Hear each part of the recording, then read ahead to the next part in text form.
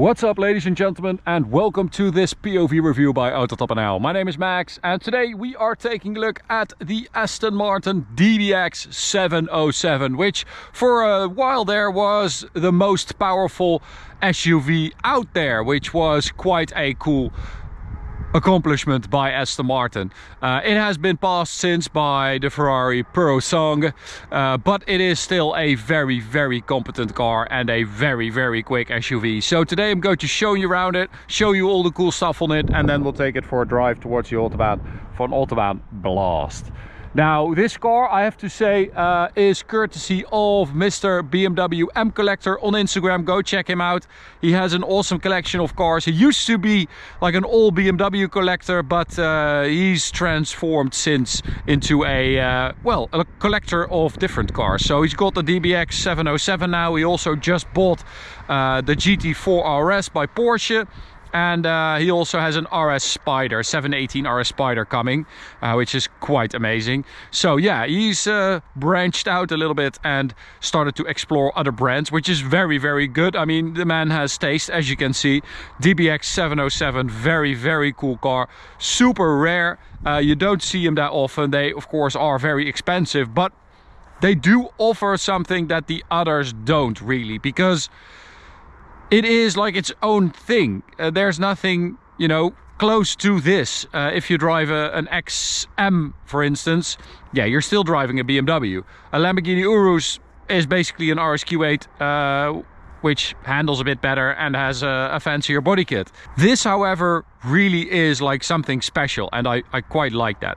So let's dive right in and cover the most important things about the 707, because we have a bigger grille here, so we have more area for air to go in to feed into the new engine, or the revised engine, I should say.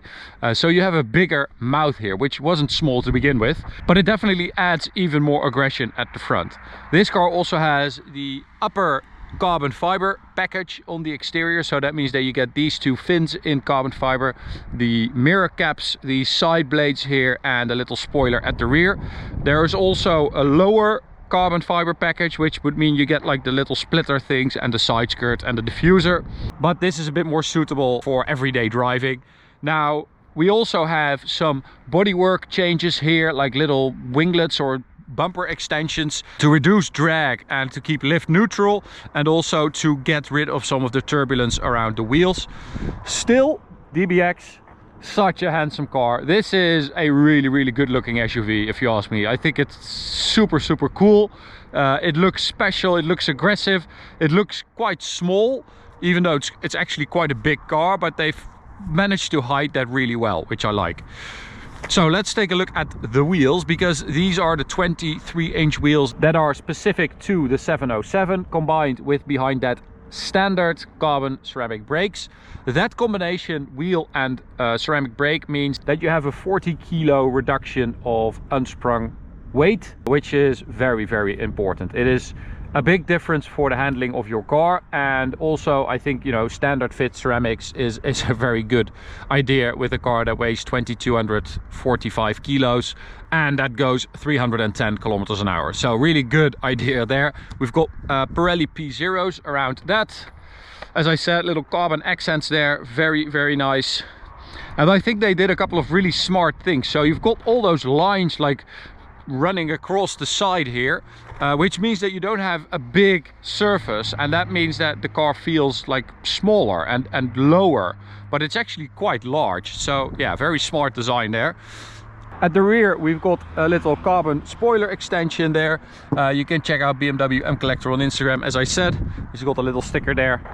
Still the gorgeous rear lights, really like that with the integrated spoiler. And then we have a massive diffuser. Look at that thing. That is so pronounced and deep. Very cool. It even has like its own spoiler, which is very cool. And I mean, that is gorgeous. Super nice. It also comes with a new exhaust system, the 707. It sounds really good, actually. Of course, it's AMG powered basically, but they do give their own like touch. And of course, because Aston Martin doesn't produce in very large numbers, they do have a bit more play room, like wiggle room in the regulations, so they are able to make this sound really good. So that is the M177 AMG engine, 4-liter V8 bi-turbo.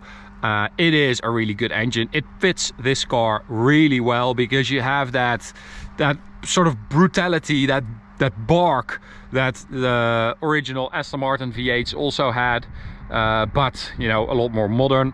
They do have a plaque here that says hand built in Great Britain, and that is, I think, because they are getting the engines over from AMG and then, you know, finish building it in the UK. They have their own turbochargers, so the 707 gets bigger ball bearing turbochargers compared to the regular DBX, and a couple of software tweaks like fuel mapping and valve mapping and stuff like that to get to that 707 horsepower, because that's where the name comes from, obviously. It also went from 700 to 900 Newton meters of torque, which is quite a big bump and quite a substantial amount.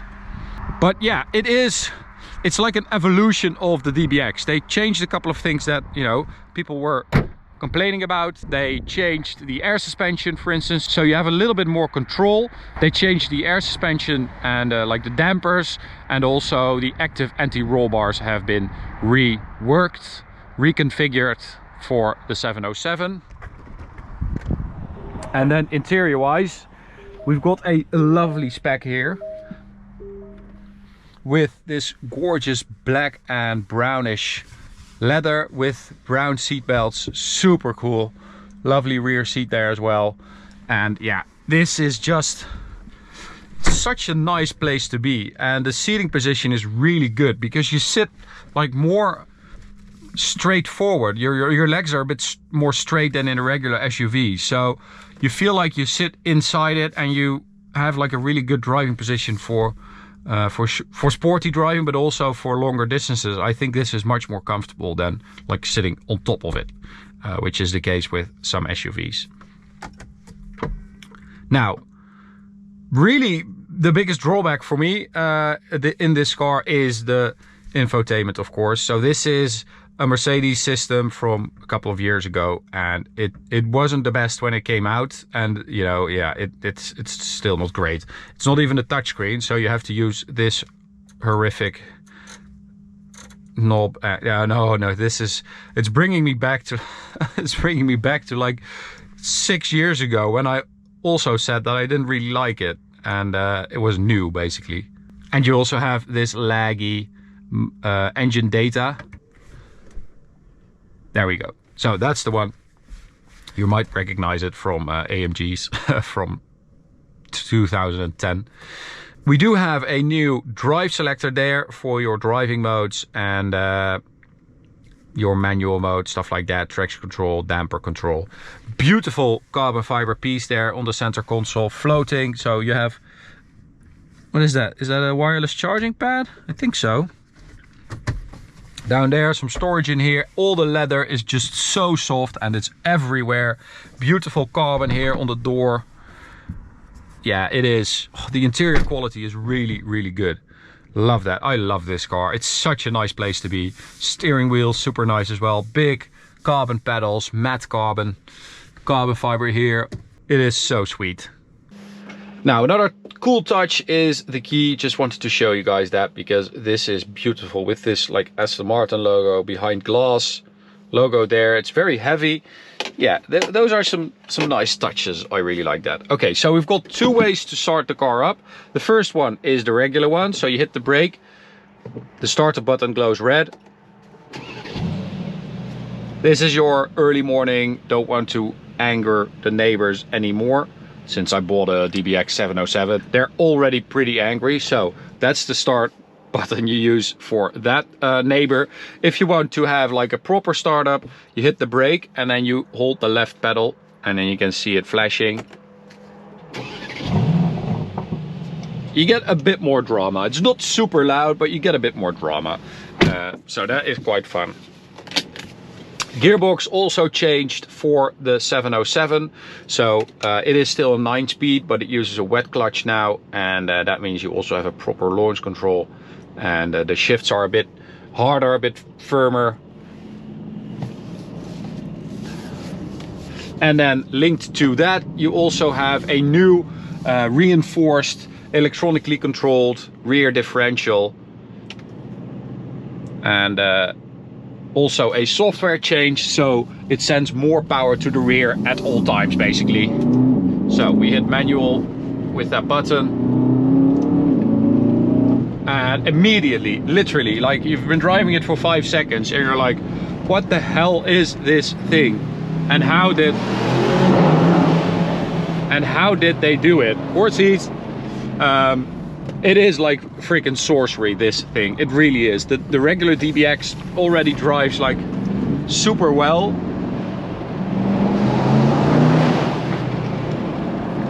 But this is on another level. You have double wishbones at the front, and it just, this whole setup gives you so much control.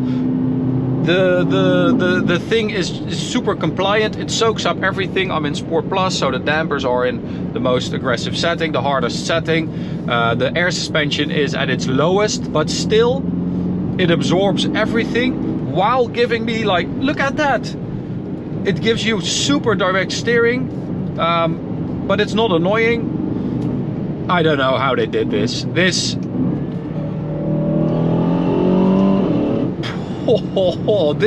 really is like a sports car SUV. It's the only car that comes close to a Porsche Cayenne Turbo GT when it comes to like driver involvement and just having a bit of fun on a B road in a big car. I mean, it is hilarious. It is so good. Turn in is great. You don't really feel that weight. 2250 kilos. Honestly, I don't know where it went. Look at that. That's so good. I mean, we always talk about with these SUVs that like they hide the weight in a very good way, you know, but you only know that because sometimes you do feel that weight. Oh. When you hit the brakes or when you go into a corner just a bit too quickly with a big SUV, a powerful SUV, you're always like, okay, that's where the weight went. You know, you always have that moment where you think it is a heavy car. Squeaky ceramics. But with this car, you don't really have that.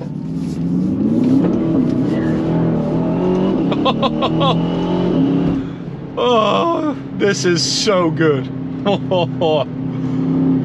It is, it really is. So all these changes that they made, it is quite a lot. I mean, I'm forgetting a bunch probably, but they made so many changes to the body, to the, you know, you have a different gearbox with a wet clutch, you have that new rear differential, you have that engine change, all the software changes, the suspension. It is a lot that has gone into making this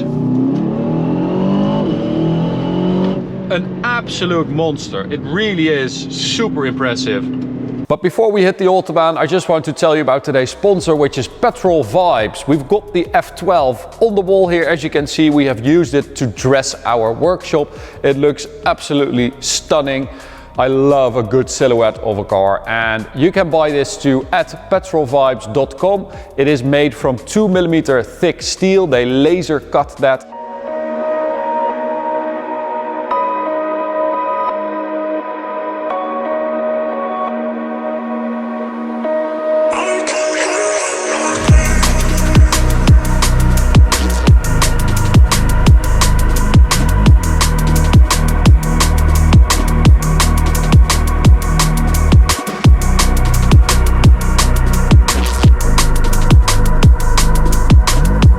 You can even have one custom made of your own car if they don't have it in stock already. So go check out petrolvibes.com. They have a lot of cool cars. They've got motorcycles as well. And if you use the code AutoTopNL10, you get a 10% discount on your very own Petrol Vibes silhouette.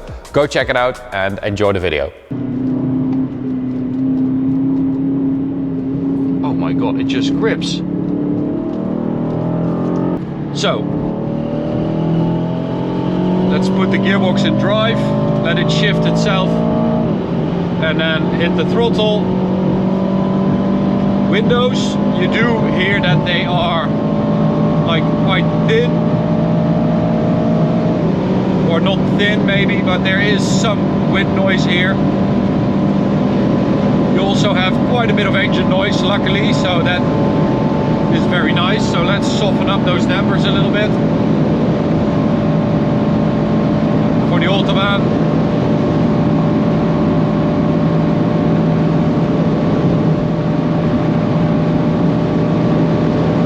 That is quick.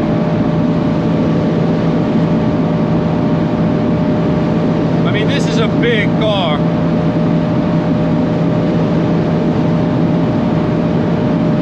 That's 305 on the speedo.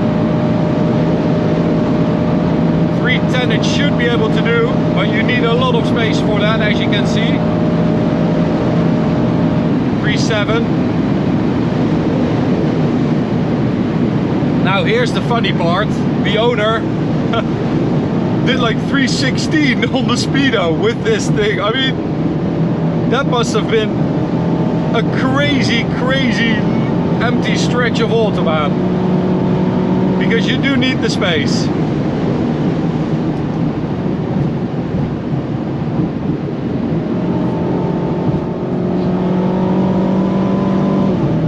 Shifts are really nice, quick shifts, response to the pedal is really good as well, and you get that nice like increase in torque when you hit the next gear, which I always really like. So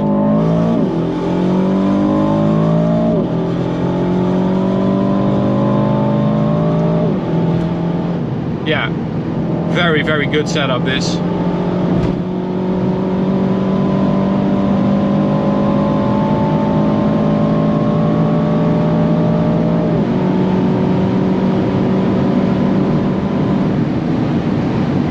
Oh. So I think in manual it also stays in gear, doesn't upshift. No, you have to shift up yourself. But wow, what a cool experience. It really feels like a sports car. It really does. The connection you have with the car. If you would put me in this car blindfolded and then just let me drive it, I don't think I would notice that I'm so high up and that I'm driving a car that's this heavy. Honestly, it's so good. It feels like a BMW M5 or something like that. It's very agile, very nimble, very, so good. I keep saying it's so good. I'm going to stop that now. We also have launch control. I forgot to show you guys that on the B road, so I'll show you that now. Turn off manual, like that. So we just put the traction control in sport, and then we try to do a launch control right here. So foot on the brake, full throttle.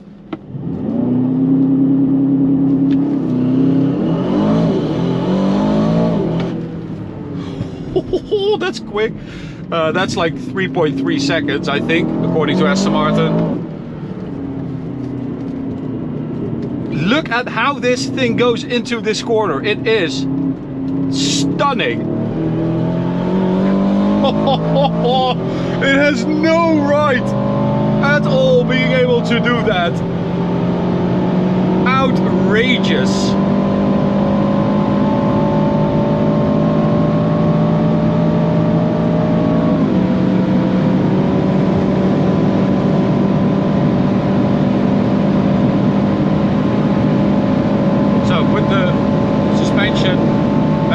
Soft mode.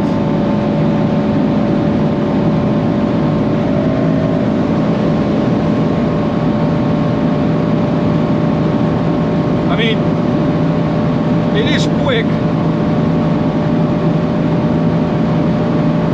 but I'm not sure we're going to get that 316 mark today. No way.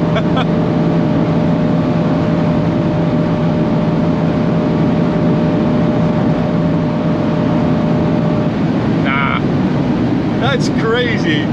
316, my god. Oh, what a car, man. This thing is absolutely epic. It handles so well, it sounds good, it feels aggressive, and it feels eager. It feels eager to go. It challenges you to like take it and throw it around and just have fun with it, and that is very rare for an SUV. So yeah, amazing. Thank you so much, Mr. BMW M collector, and now also Aston Martin / Porsche collector, for letting us have a go in your amazing DBX 707. Really enjoyed it. You've bought an amazing car. Good job. To you guys, thanks for watching. Hope you enjoyed it as well. You can subscribe by clicking the big button in the middle, and you can also check out this video or this playlist. See you at the next one. Bye.